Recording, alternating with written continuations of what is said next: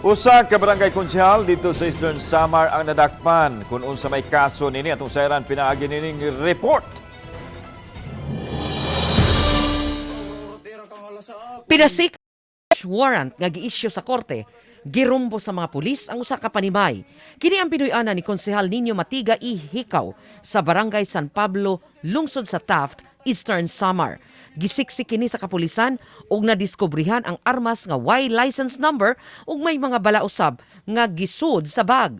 Hugtanong gimakak sa konsehal ang pasangil ug kuno adunay nibutang niini sa ilang bahay sa tawo o mga tawo nga may kasuko kaniya.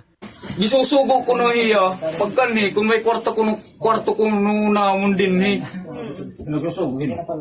Hiwager, kan Kuya Rene.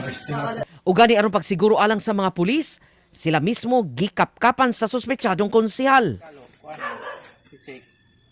Oray. Sapatos. Wala may da Sapat sapatos. sa may siki, sa may siki. Sa katapusan, kay way napakitang mga dokumento o papeles si Konsehal Matiga nga legal ang iyang paghupot sa armas, gidaki ni sa kapulisan.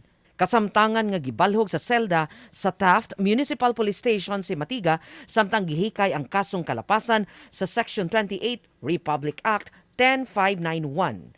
Uban ni Rod Prado o Clans Gabutin, Chelo Valiana, Balitang Bista.